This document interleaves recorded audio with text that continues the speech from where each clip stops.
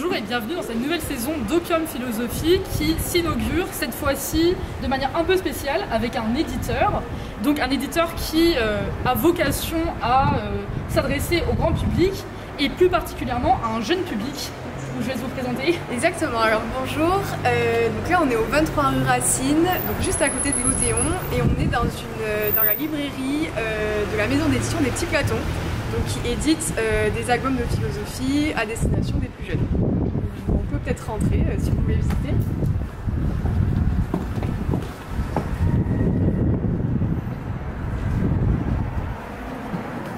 Donc bienvenue à l'intérieur. Donc là vous avez l'entièreté de la collection des Petits Platons que je vais vous présenter.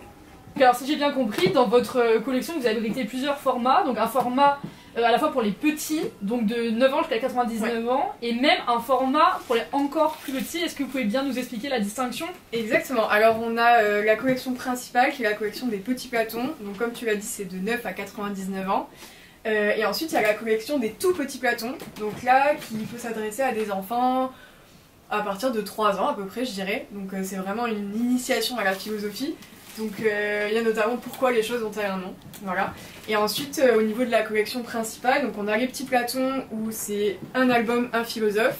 Et ensuite il y a la collection les romans des Petits Platons où là c'est plutôt, donc on a Homère et Shakespeare, donc des figures littéraires.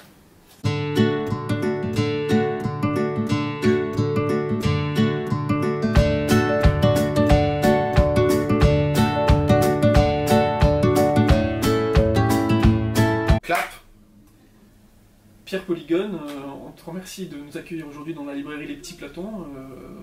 Tu nous accueilles pour nous présenter donc cette collection. Est-ce que tu peux, avant de commencer, présenter un petit peu ton travail ici?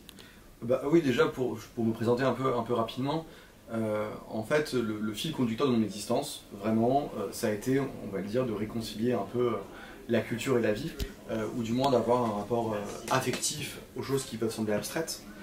Et c'est pour ça qu'en fait j'ai fait des études de lettres, de philosophie, j'ai même entamé une thèse en littérature et en philosophie. Et assez naturellement d'ailleurs j'ai été intrigué par les Petits Platons, et il se trouve que j'ai rencontré Jean-Paul Montjean, le fondateur des Petits Platons, autour d'un livre. Et ce livre c'était Simone Veil, Le Royaume des Oublieux, parce qu'il se trouve que je consacre une partie de ma thèse à Simone Veil. Et en fait d'emblée j'étais vraiment séduit par le projet des Petits Platons. Et au fur et à mesure des années, une amitié s'est nouée entre Jean-Paul et moi. Et ensuite, Jean-Paul est parti en Angleterre, il m'a proposé de l'assister. J'ai accepté avec joie, évidemment, avec plaisir, voilà, de me charger à la fois de l'aspect très concret de la librairie, des salons, et puis en même temps de l'aspect éditorial, de réfléchir aussi plus profondément à cette collection-là. Et donc je suis tombé comme ça un peu dans la marmite, dans la potion magique de la philosophie. Et donc quel est le projet, l'ambition de la collection? Alors, Les Petits Platons, c'est une collection qui est née en fait en 2010 et qui est née d'un désir à la fois profond et précis. En fait, Jean-Paul s'est aperçu d'une chose, c'était que dans les grands textes philosophiques, il y a toujours des mythes, des histoires. Et que en fait, la fiction, c'est une très bonne manière de transmettre en fait des récits ou de faire éclater parfois cette conception qu'on peut avoir du réel. On le voit d'ailleurs, j'ai envie de dire de manière générale dans les contes, mais en fait, voilà, si on prend par exemple Platon, en fait, on a le mythe de la caverne que tout le monde connaît, mais c'est une histoire en fait. C'est-à-dire que, et le mythe d'Herle le Pamphilien, en fait, il y a plein d'histoires en fait qui parcourent la philosophie, et l'idée de la collection vraiment, c'est de s'approprier ces histoires-là, de les prendre, d'en développer, d'en créer de nouvelles, et à chaque fois de mettre une pensée, un concept au cœur, et ça montre une chose. Ça montre en fait qu'à travers l'histoire, déjà quand on raconte une histoire, il y a des éléments qui changent, etc., il y a une sorte de noyau dur, mais c'est aussi que en fait, ces concepts ils sont vivants, ils sont en mouvement, ils sont enracinés dans une réalité. Et c'est ça en fait l'ambition vraiment initiale de la collection. Et collection donc, qui a été créée en 2010, là on est en 2025, on tient encore. Franchement, 41 titres et bientôt plus au catalogue, c'est quand même déjà pas mal, quoi. Et donc concernant l'enfance, comment on relève le défi de parler aux enfants de philosophie et non pas de philosophie en partant des concepts, des questions abstraites, ce qui serait totalement possible. On pourrait partir d'un concept, élaborer une histoire pour les enfants avec un caractère philosophique. Et là, le parti pris de la collection, c'est vraiment de partir des pensées des philosophes et de transmettre cette pensée. Donc comment est-ce qu'on réalise cette prouesse de faire un livre sur Heidegger pour un enfant Alors c'est vrai qu'il y a un truc assez étonnant dans les Petits Platons, qui est assez original par rapport à d'autres projets de philosophie pour enfants qui existent, c'est que en fait, on pourrait dire que les petits Platon s'inscrit dans une dimension de philosophie continentale, enfin d'histoire de la philosophie. Et d'ailleurs, chaque volume porte le nom d'un philosophe. Et il est quand même question de partir à la rencontre quasiment d'un auteur. Et peut-être moins d'ailleurs d'un concept. C'est-à-dire que ça, mais en fait ça c'est aussi important parce que ça donne une dimension d'incarnation. C'est-à-dire que finalement, en fait, voilà, Descartes devient un personnage de fiction, mais en même temps, voilà, Monsieur Descartes, bon, il a son morceau de cire, il y a plein de trucs comme ça, mais c'est vraiment un personnage qui est identifiable. Et puis, je pense que ça c'était vraiment... Enfin, les enfants en fait sont sensibles aussi à cette dimension d'incarnation. Et l'autre chose qui fait que, voilà, je pense que quelque chose qui fait que les enfants ont pu... Voilà, la collection a pu rencontrer son public, c'est vraiment une dimension iconographique. En fait, tous les volumes sont illustrés, 64 pages, il y a donc 32 planches illustrées, et en fait, vraiment une grande partie du travail d'éditeur chez Petit Platon, ça consiste aussi voilà, à trouver voilà, le bon univers en fait, visuel pour justement accompagner la réflexion. Et un parti pris qui a été pris, qui est un parti pris quand même assez fort, c'est de dire que pour chaque volume, quasiment on change d'illustrateur. Parce que l'enjeu en fait c'est de trouver vraiment l'illustrateur qui serait capable de rendre compte un peu à l'univers mental d'un philosophe. C'est une gageure, hein, mais je pense que le pari est plutôt réussi. Et donc dans cette manière de faire vivre des histoires à partir de choses qui sont très abstraites, on peut penser notamment, voilà, enfin, je pense par exemple au livre sur Husserl, où en fait le Herr Leibniz, en fait, c'est un super-héros, c'est une sorte de petit atome qui sort de la conscience. En fait, c'est ça qui est surprenant, c'est-à-dire qu'on a l'habitude voilà, d'une abstraction, et là en fait ça devient vraiment les concepts deviennent des personnages. Mais oui, en fait on reprend par exemple souvent la forme du conte. Le Simone Weil qui a été l'origine de ma rencontre avec Jean-Paul, en fait c'est vraiment, voilà, ça prend la forme du conte. On a même un volume qui interroge directement l'idée de conte. C'est vrai que voilà, d'un point de vue narratif, dans beaucoup de volumes de la collection, on utilise justement cette forme du conte là, et on a même un volume sur Parménide qui vraiment voilà, interroge cette notion d'histoire. Et je pense que en gros, c'est ça qui est intéressant avec les petits Platons, c'est que en fait, les adultes aussi évidemment peuvent y trouver leur compte. L'idée c'est d'avoir des volumes qui ont plusieurs niveaux de lecture. Et en fait, nous aussi, une des manières qu'on a de vraiment faire vivre la collection, et je pense que c'est important, c'est que en fait, c'est des volumes qui se donnent en lecture accompagnée. C'est-à-dire que c'est un moment aussi de rencontre entre voilà, un adulte et un enfant autour d'une histoire. Et l'adulte, quelque part, parfois il peut être déstabilisé aussi par l'histoire. Mais en même temps, il peut aussi accompagner l'enfant dans cette découverte-là. Parce que, c'est un peu facile de dire ça, mais c'est pas entièrement faux. Je pense que, comme vous le savez sûrement, un des premiers textes voilà, de philosophie, c'est Aristote. Et Aristote affirme que l'étonnement, en fait, c'est la première démarche du philosophe. Et il y a bien une chose que les enfants ont comme les philosophes, c'est cette capacité d'émerveillement et d'étonnement par rapport au monde. Et donc, quelque part, parfois, ils arrivent à avoir un regard aussi très neuf sur ces histoires-là, et trouver ça plus ordinaire que les adultes qui peuvent parfois être un peu décontenancés aussi par le contenu. Et puis, dans les petits Platons, en fait, je pense que c'est important, ça, de manière générale, en littérature jeunesse, c'est que nous, on se dit qu'on peut aborder n'importe quel sujet, en fait. La seule chose qu'on essaie de proposer, c'est de ne jamais désespérer. C'est-à-dire que, en fait, c'est des récits qui peuvent aborder des thèmes assez graves, mais en même temps, il y a toujours voilà, un espace pour la réflexion, et puis aussi pour montrer que le monde, il peut être dur, difficile, mais en même temps qu'il est assurément beau, riche et dense et complexe. Et ça, je trouve que c'est aussi voilà, cette coloration-là qui est importante dans la collection, c'est montrer la puissance même à la fois de la pensée, mais aussi de l'imaginaire. Et évidemment, voilà, je pense que pour développer voilà, des imaginaires, c'est une collection qui est importante. Et sur le volet plus critique, c'est-à-dire qu'on pourrait imaginer que peut-être une critique qui pourrait s'adresser à ce type de collection, ça serait potentiellement que ça ne serait pas véritablement accessible aux enfants. Mais finalement, est-ce que c'est si grave si, pour répondre à cette critique, est-ce que c'est si grave si l'enfant finalement ne comprend pas tout dans l'histoire, dans les concepts, par exemple, voilà, je parlais du Husserl, si l'enfant ne comprend pas le Herr Leibniz, à quoi ça renverrait dans l'œuvre de Husserl, bon, est-ce que ce qui compte finalement, c'est pas un double niveau de lecture, c'est-à-dire où l'enfant et l'adulte, en fait, un peu comme un Disney ou quelque chose comme ça, en fait, il y a un double niveau de lecture. Un premier niveau pour peut-être l'enfant d'un certain âge, puis un deuxième pour un parent qui lirait à côté, et peut-être plus tard l'évolution de l'enfant qui lira autrement. Après, moi je crois aussi à autre chose, c'est que en fait, Je pense que c'est important d'avoir une sorte d'aura de mystère aussi, même dans les contes ou les histoires. Je prends un exemple très simple. Vous connaissez le petit chaperon rouge, avant ce passage-là, tirer la chevillette et la bouillette chalera. Bon bah, franchement, le verbe choir est quasiment jamais utilisé. Là, on le voit, bon, la chevillette, la bobinette, et en fait, je pense que c'est bien. Et vraiment, si vous prenez plein d'histoires qu'on nous a lues enfants, il y a comme ça des mots un peu merveilleux ou mystérieux. Moi, je pense encore à un album de Roald Dahl que j'adorais, enfin un livre de Roald Dahl qui s'appelle Mathilda. Et Mathilda, il y a un perroquet dans Mathilda qui dit à chaque fois numérotez vos abacis. Une expression comme ça, un peu datée. Et en fait, vraiment, je pense que l'erreur, du moins une dimension que nous on ne poursuit pas, ce serait aller vers une forme de simplification et se dire bah, finalement l'enfant n'est pas capable de comprendre, donc on va simplifier. Non, je pense que vraiment en termes du choix de vocabulaire, alors évidemment on reste vraiment dans quelque chose qui est accessible, enfin, parce qu'il y a une histoire, moi je crois vraiment beaucoup aux histoires, au fil conducteur, parce que c'est des textes qui sont courts, parce qu'il n'y a pas beaucoup forcément de mots par page, parce qu'il y a des illustrations, mais en même temps il y a une forme d'exigence même stylistique, vraiment, enfin, je pense que les livres qu'on propose, en fait, on accompagne les auteurs. En fait, pour le dire aussi très simplement, voilà, on accueille beaucoup d'auteurs dans la collection, et en fait, très souvent, on a parfois des universitaires, donc des spécialistes vraiment de l'œuvre d'un auteur, qui écrivent des volumes, mais nous, notre rôle, c'est vraiment les accompagner, parce que, en fait, évidemment, ils n'ont pas, enfin, c'est normal, c'est une question de focale, en fait, ils n'ont pas le même regard sur le philosophe que celui qu'on voudrait donner. Nous, notre enjeu, c'est vraiment d'être fidèle à l'esprit et non pas à la lettre.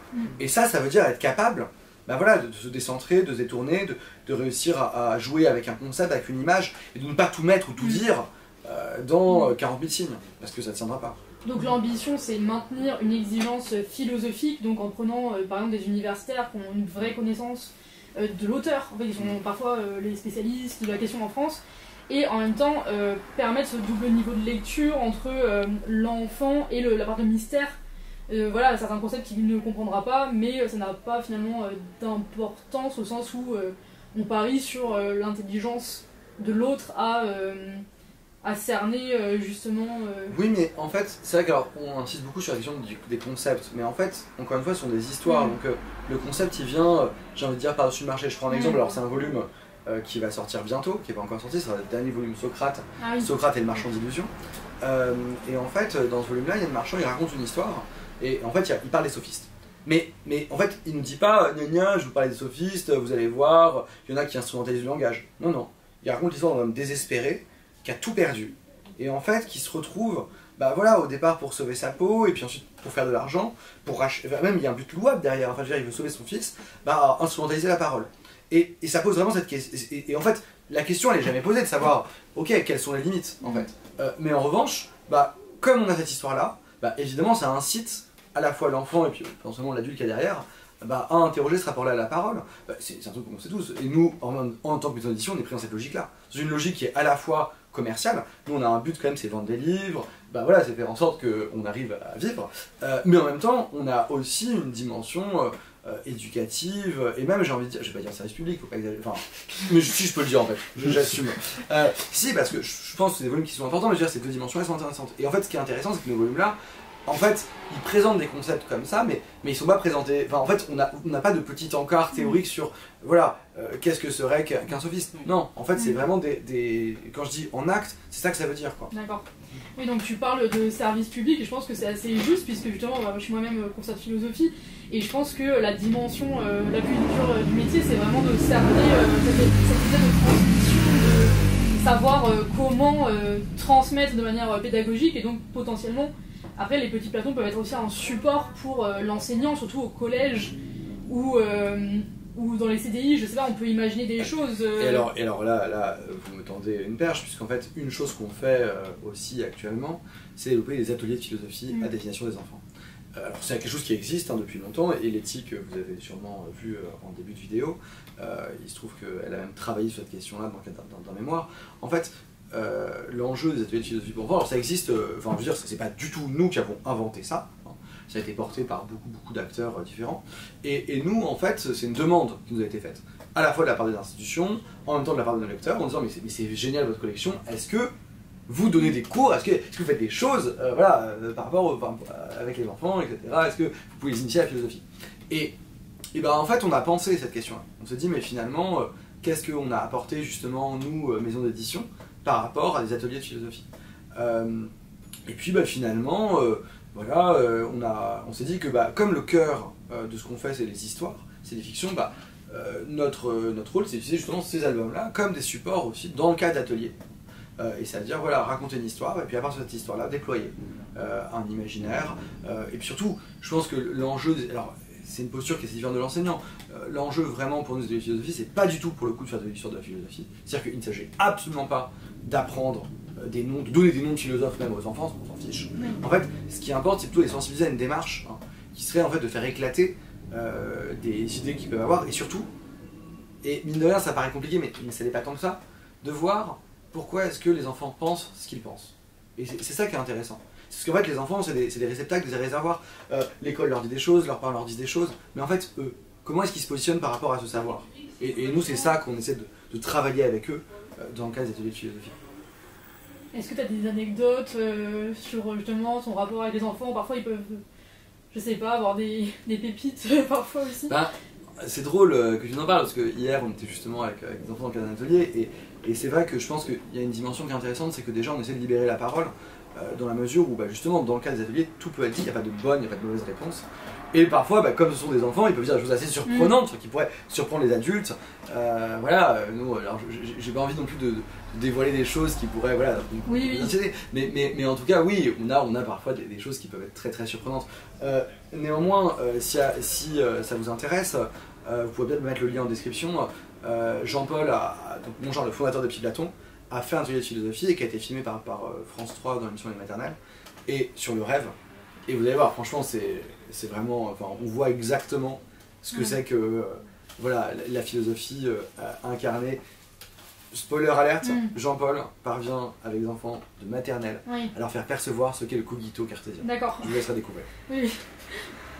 Oui, donc en fait, même nous, en tant qu'enseignants, enfin, on peut avoir, de par les élèves et donc potentiellement les enfants, en fait, finalement, on a sédimenté des réflexes philosophiques, mais en fait, peut-être que l'enfant ou l'adolescent nous pousse à sortir de cette sédimentation, de certains acquis, peut-être aussi, nous bouscule aussi... D'autres lectures, tu veux dire oui, enfin, de par leur réaction, par exemple, Kant, pour nous, c'est assez...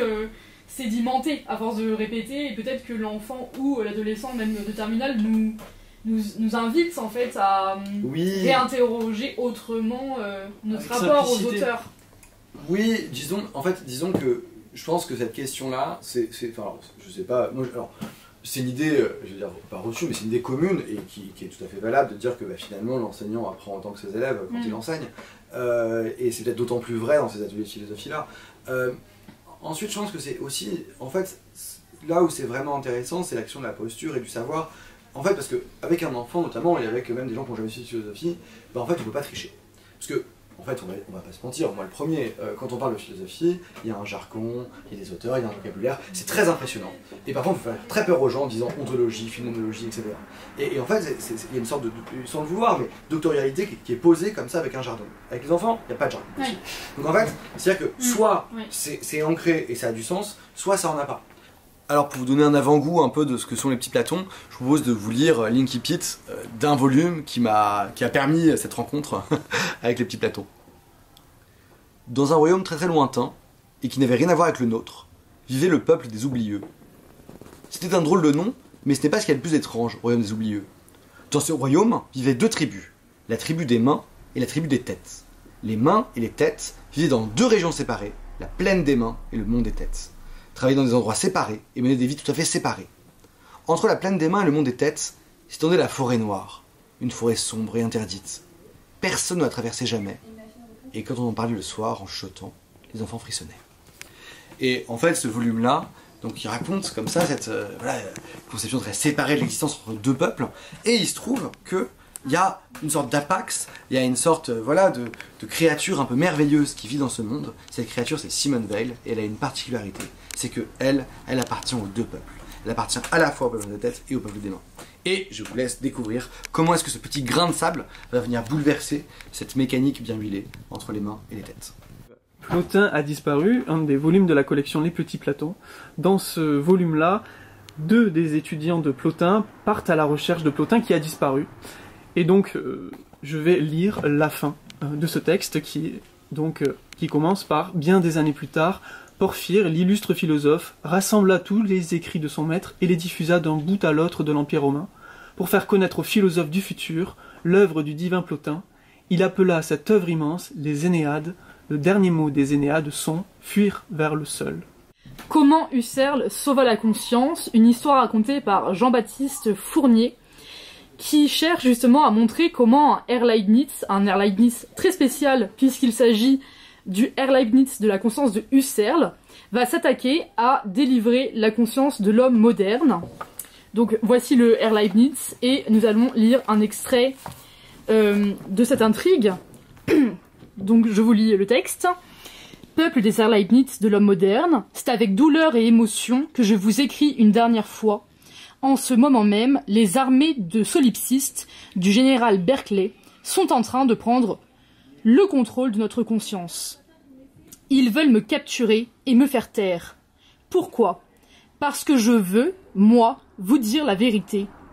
Vous ne vivrez plus comme des Herr Leibniz normaux, des Herr Leibniz des consciences anciennes. Non, vous serez prisonniers. Dans une conscience normale, les Herr Leibniz peuvent aller et venir, peuvent, doivent même. Car comment autrement connaîtraient-ils le monde ? Comment en feraient-ils des esquisses ? Réfléchissez, rappelez-vous. Les solipsistes vous ont fait oublier qu'il est dans votre nature d'Herr Leibniz de vous échapper, de vous promener, d'examiner le monde sous toutes ses coutures pour raconter à la conscience comme il est beau, vaste et varié. Les solipsistes vont vous couper du monde ce qu'ils sont en train de créer dans la conscience de l'homme moderne, dans ce qu'ils appellent leur grande usine. C'est une usine à produire des images à partir de rien. Opium Philosophie te remercie de nous avoir ouvert les portes de la librairie des Petits Platons pour nous présenter cette collection qui est particulièrement intéressante pour l'ensemble des lecteurs de philosophie, qui peuvent permettre, autant que ça peut permettre à certaines personnes de découvrir certains auteurs, de donner l'opportunité ensuite d'avoir moins peur de la philosophie, de la rendre un petit peu plus accessible. Opium Philosophie, eh bien, cette tâche en tout cas de permettre justement de faire sortir la philosophie des murs des universités ou de certains espaces dans lesquels elle a trop tendance à se clôturer. Donc on t'a donné la parole parce qu'on considère que cette maison d'édition, enfin cette collection, permet bien de démocratiser un petit peu l'accès à la philosophie. Donc on te remercie et puis on espère que ça aura donné envie à certaines personnes bien, de franchir la porte de la librairie, de se procurer ces magnifiques petits livres qui font quelques pages et qui pourtant restent ensuite dans nos têtes et les images nous habitent encore pendant certains laps de temps ensuite. Merci beaucoup. Merci à vous, merci Opium Philosophie. Et puis n'hésitez pas à faire un tour au 23 rue Racine, donc près de l'Odéon, dans notre librairie. On vous accueillera à bras ouverts. Merci beaucoup. Merci.